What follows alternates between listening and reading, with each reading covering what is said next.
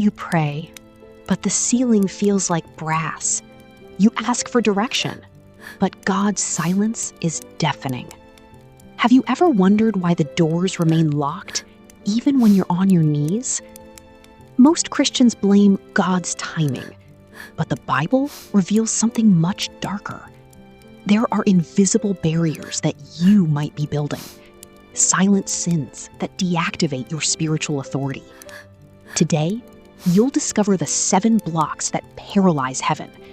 And pay attention, number 7 is the most fatal mistake anyone can make. If you want the heavens to open today, watch until the very last second. Sin 1, the trap of murmuring. Many think complaining is just venting. In the spiritual realm, it's a declaration of war against faith. Murmuring blinds you. Is your mouth prophesying the miracle or feeding the scarcity?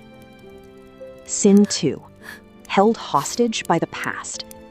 Living stuck in what happened years ago is living in a cell whose door is wide open. The enemy loves to whisper who you were to stop you from seeing who you are in Christ. Release the ashes to receive the beauty. Sin 6, the blindness of ignorance. Sarah's story.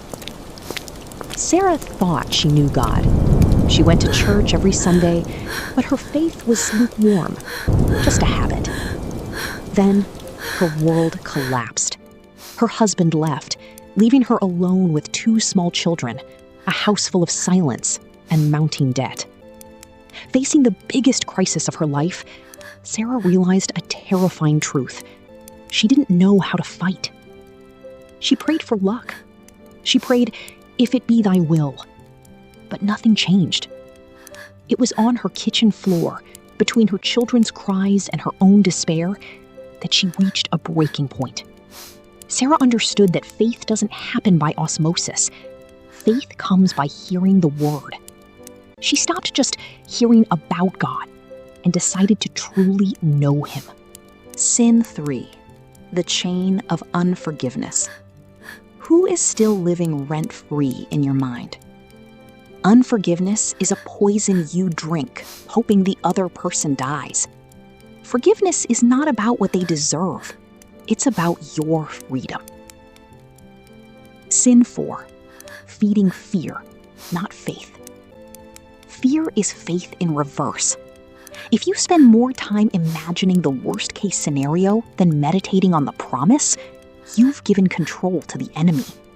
Fear paralyzes the hand of God. Sin 5, zombie prayers, mechanical. Empty words, memorized prayers, an absent heart. God doesn't want religious speeches. He wants intimacy. And this is exactly where Sarah's life hit rock bottom.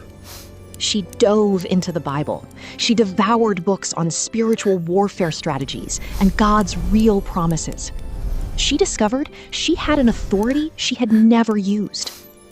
Sarah stopped begging like a victim and started claiming like a daughter of the king. The shift was so deep, it vibrated through the walls of that home. The husband who had left saw a new woman. She was no longer the insecure, lukewarm Sarah, but a warrior clothed in power. He came back. The doors swung open. Today, Sarah hasn't just recovered her family, she uses her experience to teach other women how to escape their own deserts. She discovered that God transforms the warrior before delivering the victory. Sin 7, the fatal neglect. This is the mistake that sends the most people to the abyss. Thousands seek God's hands for money or success, but ignore their own souls. What does it profit a man to gain the world and lose eternity? Salvation is the foundation. Without it, your prayers are just noise. Sarah stopped fighting unarmed. She sought knowledge, strategy, and authority.